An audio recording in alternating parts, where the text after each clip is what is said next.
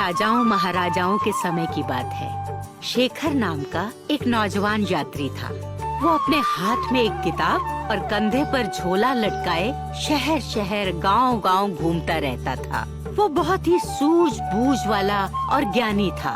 उसके पास हर गुत्थी का हल था। मजे की बात मैंने एक सुबह वो एक गांव से गुजर रहा था। उसने देखा कि चौपाल पर कुछ लोग जमा हैं और बातें कर रहे हैं। वो भी वहीं खड़ा होकर उनकी बातें सुनने लगा। ये नारायण बाबू कभी किसी से नहीं मिलते। जितना पैसा उतना घमंड। नारायण बाबू से मिलना बहुत मुश्किल है। मैं खुद कई बार गया उनसे मिलने, मिलते ही नहीं। अजीब आदमी है, पता नहीं अपने आप को क्या समझता है। अरे वो तो इतना धूर्त है कि अगर कोई उससे मिलने जाए तो वो उसे सुबह से शाम तक बाहर ही खड़ा रखता है, पर मिलता नहीं। अपने को किसी राजा से कम नहीं समझता वो। इसमें क्या बड़ी बात है? मैं मिल सकता हूँ। क्या नाम है? तुम्हारे नारायण बाबू से।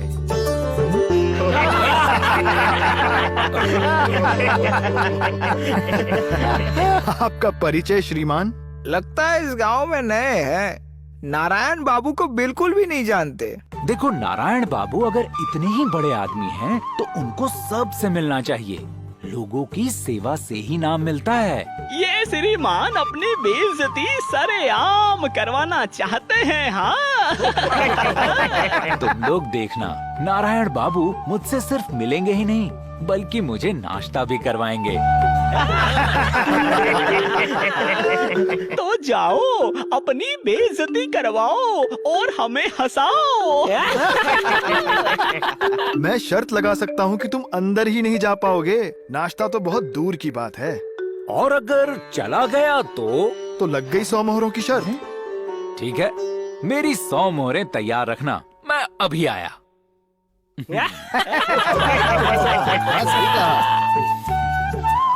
तुम्हें तो मुफ्त का बकरा मिल गया। 100 मोहरे लेने की तैयारी करो।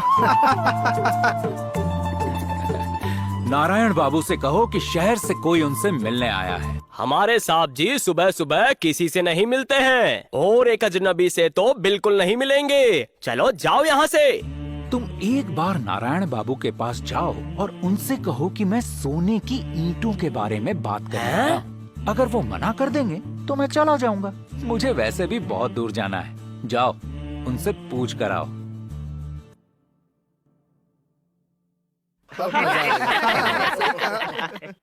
चलिए, साहब जी ने आपको अंदर बुलाया है।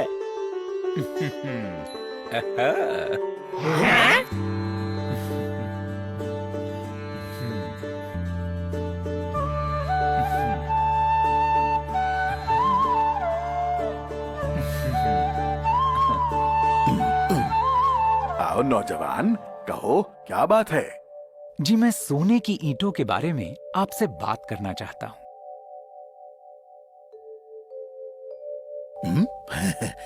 बहुत खूब, चलो आओ नाश्ता करते हुए बात करते हैं।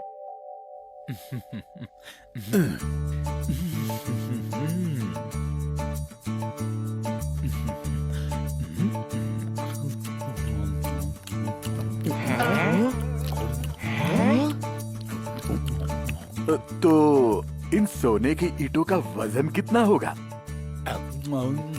ये तो इस बात पर निर्भर करता है कि वो कितनी बड़ी है। कीमत कितनी है सोने की ईंटों की? ये इस बात पर निर्भर करता है कि उनका वजन कितना है। तुम कितनी सोने की ईंटें ला सकते हो? जितनी भी आप चाहें। बहुत अच्छे, कब ला सकते हो? जब आप चाहें। वाह, कितनी सोने की ईंटें हैं तुम्हारे पास?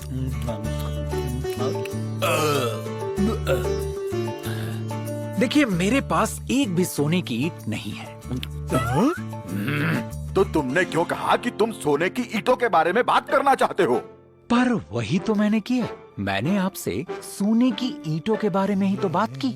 मैंने ये कभी नहीं कहा कि मेरे पास सोने की ईंटें हैं। कहा क्या? तोप सिंह, बाहर निकालो इस धोखेबाज को।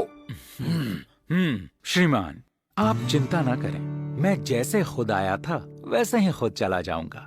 नाश्ते के लिए धन्यवाद। आप किसी से मिलते नहीं, शहर के सबसे बड़े आदमी होकर भी किसी की मदद नहीं करते। ये समझदारी की बात नहीं। दौलत मिट सकती है, पर यश, नाम और किया गया काम हमेशा जिंदा रहता है। याद रखिएगा। नमस्कार।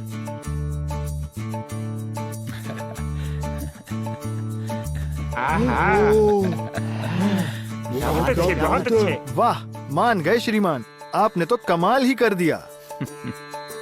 ऐसा तुमने क्या कहा कि वो मिलने को तैयार हो गया?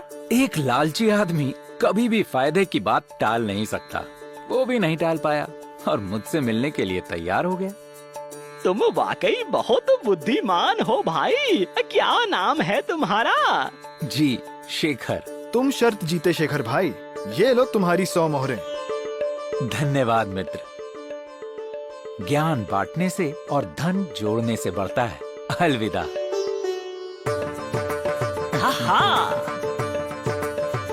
कुछ दिनों बाद शेखर एक दूसरे गांव से गुजर रहा था। उसने देखा कि सड़क के बीचों बीच एक काफी बड़ा पत्थर पड़ा हुआ है और गांव के लोग सरपंच के साथ इस बारे में बात कर रहे हैं कि उस पत्थर को हटाया कैसे जाए। सरपंच जी, जब से ये पत्थर पहाड़ से लुढ़क के यहाँ आ गिरा है, हमें बड़ी परेशानी होती है। बैलगाड़ी और टांगे को घुमा कर ले जाना पड़ता है। रात में कई बार यात्री भी इस पत्थर से टकरा जाते हैं। कैसे इस पत्थर को यहाँ से हटाया जाए? हाँ, ये पत्थर काफी बड़ा और भारी है। मैं आप लोगों के लिए इस पत्थर को हटा सकता हूँ। हैं? अरे जाओ भाई, ये किसी एक के बस की बात नहीं। हमें बातें बनाने वाला नहीं, इस पत्थर को हटाने वाला कोई चाहिए। हाँ, वैसे भी आपको देखकर लगता नहीं है कि आप इस पत्थर को 1 इंच भी हिला पाएंगे। देखने नहीं, समझने की जरूरत है सरपंच जी। मैं आपको यकीन दिलाता हूँ कि इस पत्थर को मैं सड़क से हटा दूंगा। अच्छा, चलो ठीक है। अगर आपने इसे सड़क से हटा दिया तो मैं आपको 100 मुद्राएं दूंगा। 50 अभी और 50 काम होने के बाद। ठीक है, मंजूर। तो ये लीजिए और हटा के दिखाइए ये पत्थर। जी, मेरी 2 शर्तें हैं। पहली, मुझे एक बड़ी और मोटी रस्सी चाहिए और दूसरी, सब मेरे साथ बोलेंगे, जोर लगा के हैशा।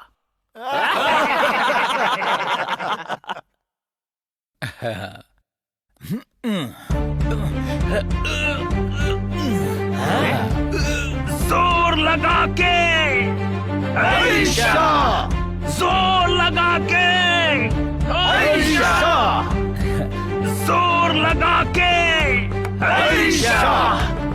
बहुत बड़ा पत्थर है, वो पूरी ताकत लगाए हुए है।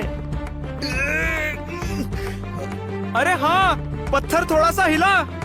हम गधों की तरह खड़े नहीं रह सकते, हमें उसकी मदद करनी चाहिए। आखिर इस पत्थर के हटने से फायदा तो हमें ही होगा ना। ये तो परदेसी है। हाँ, ये कर सकता है तो हम क्यों नहीं कर सकते? चलो हम भी कोशिश करें। चलो। हाँ, चलो। जोर लगा के हैशा, जोर लगा के हैशा, जोर लगा के हैशा, जोर लगा के हैशा, जोर लगा के हैशा, जोर लगा के हैशा, जोर लगा के हैशा, जोर लगा के हैशा। पत्थर हट गया। वाह, कमाल हो गया। भाई, तुम सचमुच एक अक्लमंद और बहादुर आदमी हो। ये लो तुम्हारी बाकी की 50 मुद्राएं। धन्यवाद। ये सब आपके लिए। हम सबने मिलकर किया है तो ही ये काम हुआ। हाँ? आप भी लीजिए। भाई, अगर तुम शुरुआत नहीं करते तो हम कभी भी इस पत्थर को हटा नहीं पाते। तुम्हारे इरादे ने हम में जोश भर दिया। तुम कमाल के हो, तुमने धन भी कमाया, हमसे काम भी कराया, हमें हमारा हिस्सा भी दिया और हमारी समस्या का निदान भी कर दिया। यानी एक तीर से कई निशाने। तुम्हारा नाम क्या है यात्री? जी, शेखर। शेखर, तुम्हारी समझ बूझ ने हमारे सर से बड़ा बोझ उतार दिया। बोझा बांटने से कम होता है। कदम मिलाकर एक दूसरे की मदद करो तो पहाड़ भी हिल जाता है। समझे मित्रों? अब मैं चलता हूँ। अलविदा।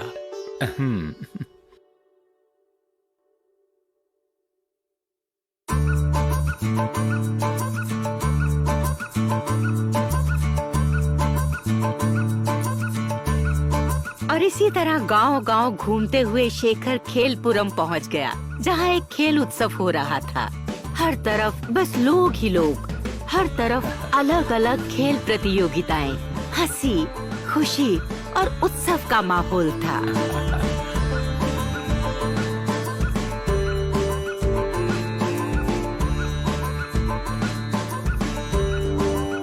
तो आ जाओ खेलपुर के वासियों, अब शुरू होने वाला है एक मजेदार खेल। गमछा फेंको और 1000 मुद्राएं जीतो। जो भी खिलाड़ी गमछे को दूर उस दीवार के पार पहुंचा देगा, 1000 मुद्राएं उसकी। खेलपुरम के सबसे ताकतवर खिलाड़ी इस खेल में हिस्सा लेंगे। तो आओ आओ आओ आओ आओ आओ।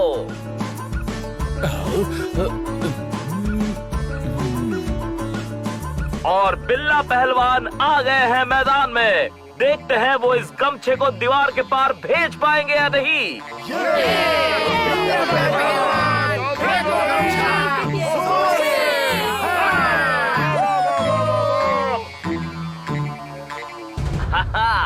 एक, 2, 3 और ये गया गमछा। देखते हैं गमछा दीवार के पार जाएगा या नहीं।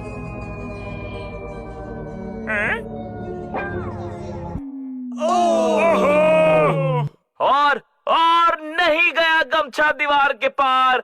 बिल्ला पहलवान भी नहीं कर सके। क्या कोई और है जो खेलेगा ये चुनौती भरा खेल?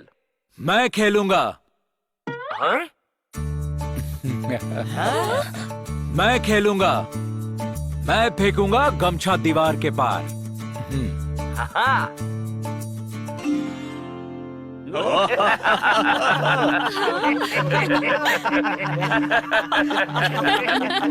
जब बिल्ला पहलवान नहीं फेंक पाया तो ये केकड़ी कैसे फेंकेगा? ये तो खुद ही गमछे जैसा हल्का फुल्का है। क्या नाम है तुम्हारा नौजवान? शेखर। तो अब शेखर पहलवान। पहलवान नहीं, विद्वान। ये दिमाग नहीं ताकत का खेल है विद्वान जी। अकल हमेशा भैंस से बड़ी होती है श्रीमान, आप देखते जाइए। तो अब शेखर विद्वान जी आ गए हैं मैदान में।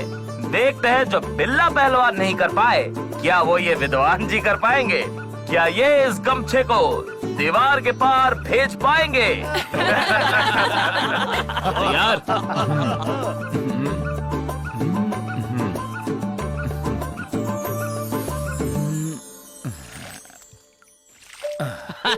अरे विद्वान जी पहले ही पानी पीने लगे।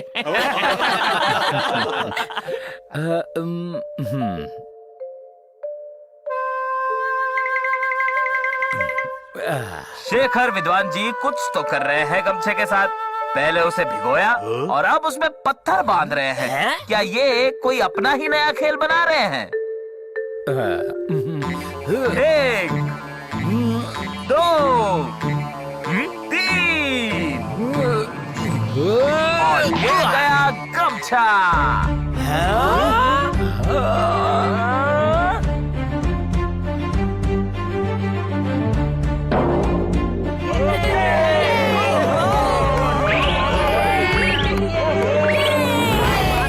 और गमछा दीवार के पार चला गया। कमाल हो गया। वाह वाह, कमाल कर दिया। गमछा फेंको 1000 मुद्राएं जीतो के विजेता है शेखर विद्वान जी। इन्होंने सचमुच बड़ी चतुराई से गमछे को दीवार के पार पहुंचा दिया। ये लीजिए आपका इनाम 1000 मुद्राएं।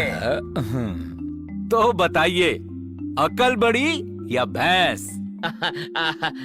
अकल ही बड़ी है विद्वान जी।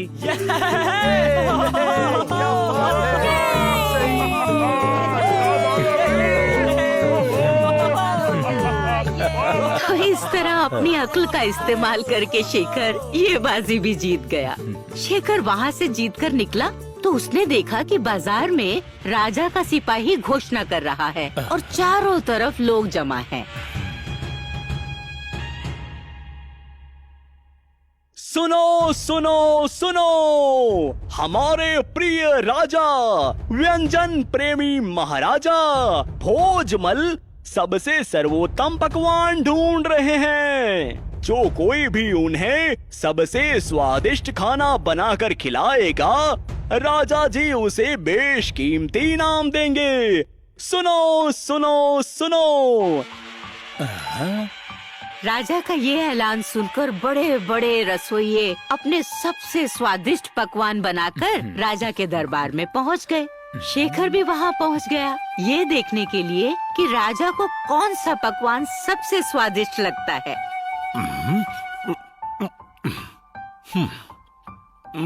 पर राजा भोजमल को तो कोई भी पकवान अच्छा नहीं लगा।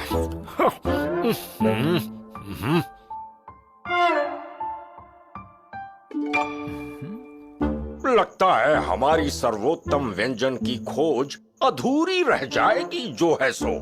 क्या हमारे पूरे राज्य में कोई भी ऐसा नहीं है जो हमें सबसे स्वादिष्ट भोजन करा सके?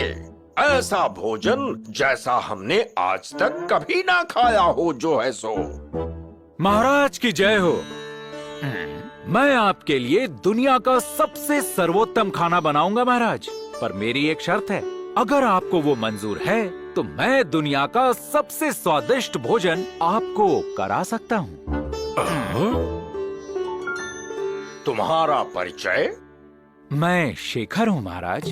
तो क्या शर्त है तुम्हारी शेखर?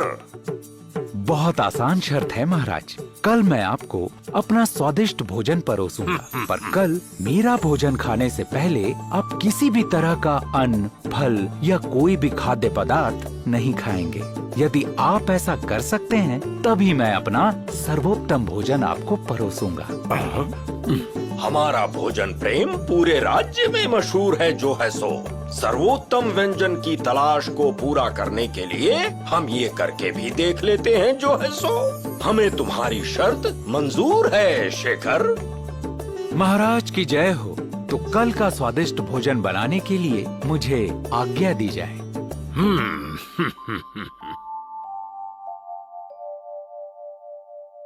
अगले दिन राजा ने शर्त के मुताबिक नाश्ते में कुछ भी नहीं खाया और दोपहर का भोजन भी नहीं किया, क्योंकि वो दुनिया का सबसे स्वादिष्ट और सर्वोत्तम भोजन करना चाहता था। लेकिन शाम होते होते राजा का पेट भूख के मारे गुड़गुड़ करने लगा। आज हमें पता चला जो है सो कितना मुश्किल होता है भूखा रहना। महामंत्री, कल ही शहर में जगह जगह मुफ्त भोजनालय बनवाओ जो है सो, ताकि कोई हमारे राज्य में भूखा ना सोए। जी महाराज, आपकी आज्ञा का पालन होगा। शाम हो चली है, लेकिन वो नौजवान शेखर जो है सो अभी तक सुस्वादु भोजन लेकर नहीं आया।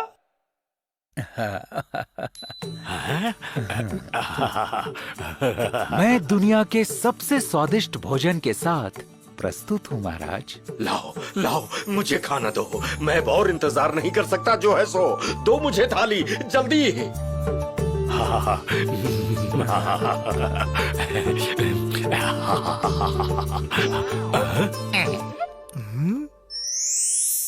ये क्या?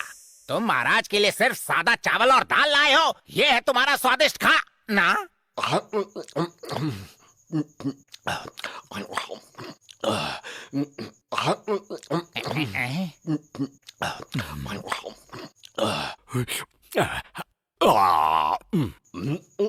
कैसा लगा भोजन महाराज? मैंने आज तक इतना स्वादिष्ट भोजन कभी नहीं खाया जो है सो। ये तुमने कैसे किया शेखर? ऐसा क्या था इस दाल चावल में? इस खाने में कुछ नहीं था महाराज। आपको लगी जोरदार भूख ने इस सादे से खाने को अत्यंत स्वादिष्ट बना दिया। हैं? लगातार पकवान खाने से स्वाद नहीं आता। भूख हो तभी खाया जाए तो स्वाद भी आएगा और सेहत भी। अच्छा, तो इसीलिए तुमने ना खाने वाली शर्त रखी थी जो है सो। तुम बहुत चतुर हो शेखर, हम प्रसन्न हुए। तो मेरा पुरस्कार महाराज? आज से हम तुम्हें अपना राज सलाहकार बनाते हैं जो है सो। तुम यहाँ महल में रहते हुए और अच्छा वेतन पाते हुए अपने ज्ञान का उपयोग समाज की बेहतरी के लिए करो जो है सो। जो आज्ञा महाराज। तो मैं पहली सलाह ये देना चाहूँगा कि हम राज्य में और विद्यालय और पुस्तकालय बनवाएं और विद्यार्थियों को देख भ्रमण के लिए प्रोत्साहित करें ताकि वो ज्ञान और अनुभव दोनों प्राप्त कर सकें और मुझ जैसे और कई शेखर इस राज्य में बन जाएं। और राजा भोजमल ने ऐसा ही किया। जल्द ही शेखर उनका सबसे करीबी सलाहकार बन गया। बाद में वो मंत्री और फिर मुख्यमंत्री भी बना।